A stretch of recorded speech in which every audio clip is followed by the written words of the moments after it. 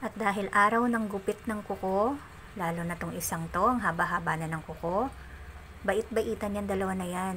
Kasi nag-iisip sila kung sino sa kanilang unang gugupitan ng kuko. Ito namang senior citizen naming alaga.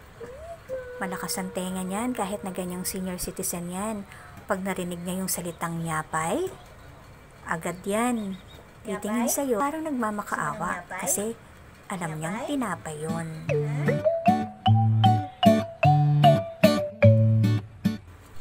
Kung natatandaan ninyo sa mga previous ko na video, ito yung aking epileptic na aso. So, ganyan siya. Katatapos niya lang na mag-seizure nito, so kailangan medyo nasa tabi ka muna niya. Kailangan yung hihimas-himasin mo siya. Or eto yung bagong bisyo niya ngayon. Gusto niya yung sinusuklayan siya. So kung napapansin nyo, diba, ayan, habang sinusuklayan, nakapikit yan. Pero kapag hininto mo yan, matik, didilat yung mata. Kasi alam niyang hininto mo yung pagsuklay. So hanggat hindi pa siya nakakatulong ng gusto, kailangan suklay ka pa rin ng suklay sa kanya.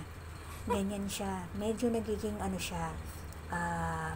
clingy, nagiging pabebe, tsaka gusto niya yung attention nasa kanya kapag ka after ng seizure niya.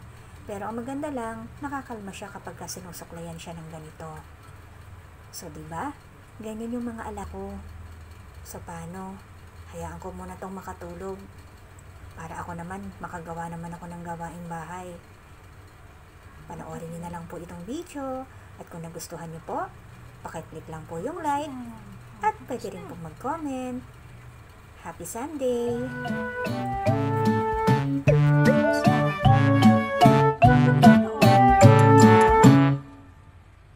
Tapos na.